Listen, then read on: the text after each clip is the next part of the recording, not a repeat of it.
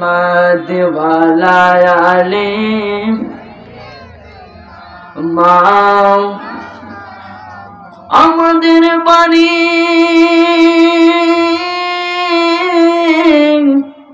বাংলাদেশে,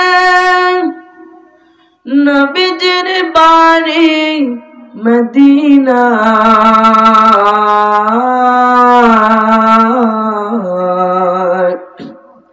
আমাদের বাড়ি বাংলাদেশে, নবীজির বাড়ি মদিনা।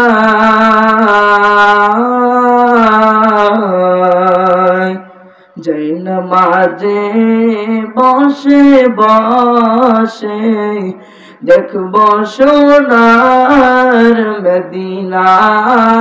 আল্লাহুম্মা সাল্লি সাইয়্যিদিনা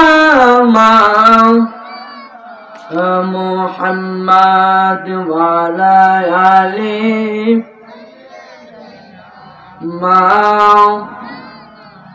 মুহাম্মাদ। লা ইলাহা লা জুরে লা ইলাহা জুরে লা ইলাহা লা ইলাহা ইল্লাল্লাহু মুহাম্মাদুর রাসূলুল্লাহ সাল্লাল্লাহু আলাইহি ওয়াসাল্লাম। সকলে মুহাব্বতে আল্লাহ আল্লাহ আল্লাহ আল্লাহ আল্লাহ আল্লাহ। মদিনার গোলামি আমায় দে ওগো মুর্শিদ মোরে, মদিনার গোলামি আমায় দে। মাশাআল্লাহ আল্লাহ আল্লাহ আল্লাহ আল্লাহ আল্লাহ। নবীর প্রেমে পাগল হইলে, নবীর প্রেমে পাগল হইলে আল্লাহ তাআলা খুশি। নবীর দরুদ পড় দিবানিশে। মাশাআল্লাহ আল্লাহ আল্লাহ আল্লাহ। নবীর প্রেমে পাগল হইলে আল্লাহ তাআলার দিদার মেলে। মাশাআল্লাহ আল্লাহ আল্লাহ আল্লাহ। প্রমাণাতে হযরত বিল্লাল বানছে প্রেমের রশি। নবীর দরুদ পড় দিবানিশে। মাশাআল্লাহ আল্লাহ আল্লাহ আল্লাহ। লা ইলাহা ইল্লাল্লাহু মুহাম্মাদুর রাসূলুল্লাহ। সকল প্রশংসা মহান আল্লাহর জন্য, যিনি আমাদেরকে সৃষ্টি করেছেন, যিনি আমাদের খালিক, যিনি আমাদের মালিক। তার সঙ্গে যদি কাউকে শরীক করা হয় তার ঈমান থাকবে না। ভাইরা আমার, গভীর মনোযোগ দিয়ে শুনুন। আমার আল্লাহ কুরআনুল কারীমে 1 পৃষ্ঠায় আমার আল্লাহ ওয়া ইদ কুলনা লিল মালাইকাতি ইসজুদু লি আদামা ফাসজুদু ইল্লা ইবলিস। ভাইরা আমার, গভীর মনোযোগ দিয়ে শুনুন। আমার আল্লাহ যখন আদম আলাইহিস সালামকে বানানোর আগে আমার আল্লাহ ফেরেশতাদেরকে নিয়ে একটি মিটিং করলেন, ফেরেশতাদেরকে নিয়ে একটি সম্মেলন বসাইলেন। এই সম্মেলনে আমার আল্লাহ ফেরেশতাদেরকে বলেন, ও ফেরেশতারা তোমরা শোনো, আমি আদম বানাইতে চাই। কি বানাইতে চাই? আদম বানাইতে চাই। আমি ইনসান সৃষ্টি করতে চাই। তারপর আমার আল্লাহ ফেরেশতাদেরকে বলল, ও ফেরেশতারা, আমি যে বললাম আদম বানাইতে চাই, আমি যে বললাম মানুষ বানাইতে চাই, এই কথাতে তোমাদের মতামত কি? তারা বলে, আল্লাহ, তারা দুনিয়াতে গিয়ে অন্যায় করবে, অপরাধ করবে, জুলুম করবে, তারা দুনিয়াতে গিয়ে অত্যাচার করবে। আমার আল্লাহ বলে, আমি আল্লাহ যা জানি তোমরা ফেরেশতা তা জানো না, ঠিক কিনা? আমার আল্লাহ যা জানে ফেরেশতারা তা জানে না, ঠিক কিনা? তারপর আমার আল্লাহ বলে, তারা দুনিয়াতে গিয়ে আমার উপর ঈমান আনবে, আমার নবীর উপর ঈমান আনবে।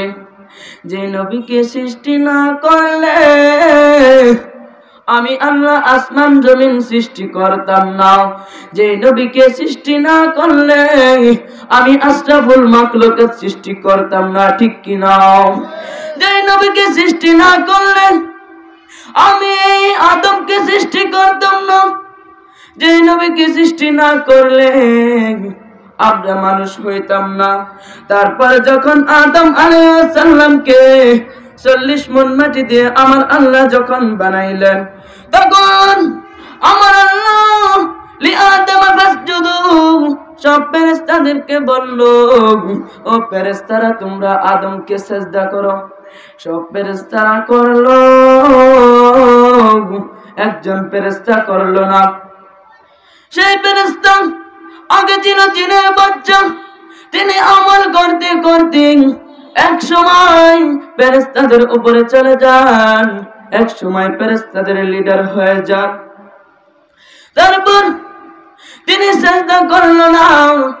আমার আল্লাহর সাথে বেয়াদবি করার কারণে আমার আল্লাহ কুরআনুল কারীমে আবা ওয়াস্তাকবার ওয়া কানা মিনাল কাফিরিন, আমার আল্লাহ তাকে কাফের বলে সঙ্গে সঙ্গে ঘোষণা করে দিয়েছেন। তখন ইবলিস শয়তান বলে, আল্লাহ, আমার যখন 6.5 লক্ষ বছরের ইবাদত শেষ, 6.5 লক্ষ বছরের আমল বরবাদ হয়ে গেছে, তখন আমাকে আল্লাহ তুমি একটা আমাকে কাজ দাও। তখন আমার আল্লাহ ইবলিসকে একটি কাজ দিলেন। ইবলিসকে আমার আল্লাহ বলেন, ও ইবলিস,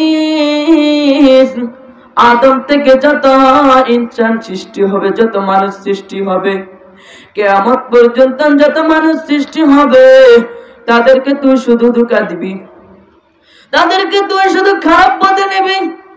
তারপর শয়তান বলে, আল্লাহ, আদম থেকে যত কিয়ামত পর্যন্ত যত ইনসান সৃষ্টি হবে, আমি শয়তান একটাকে জান্নাতে যেতে দিব না। তারপর আমার আল্লাহ বলেন, ও শয়তান, ও শয়তান, তুই যদি আমার নবীর উম্মতরে, আমার বান্দারে যদি তুই যদি গুনাহ করাইতে করাইতে ওত পার সমপরিমাণ নিগাস, তারপর আমার আল্লাহর দয়া আসমান পর্যন্ত, ঠিক কিনা?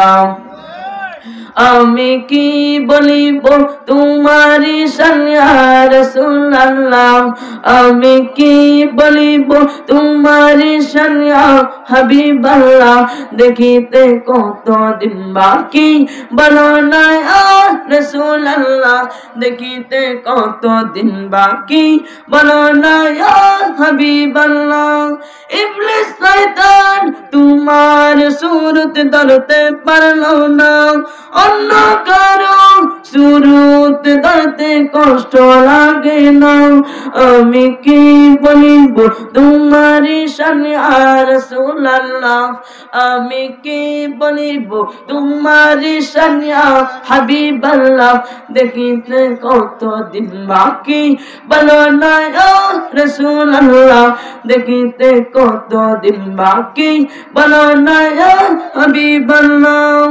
এই আশিকদের দিদার দাও না গো মুস্তাফা কাঁদি কাঁদি বসে একা গভীর রজনী দিদার দিলে শান্তি খবর গো মুস্তাফা দেখিতে কতদিন বাকি বলো না ইয়া রাসূলুল্লাহ দেখিতে কতদিন বাকি বলো না ইয়া হাবিবাল্লাহ আমি কি বলিব তোমারি শান ইয়া রাসূলুল্লাহ দেখিতে কতদিন বাকি বলো না ইয়া হাবিবাল্লাহ দেখিতে কতদিন বাকি বলো না ইয়া হাবিবাল্লাহ।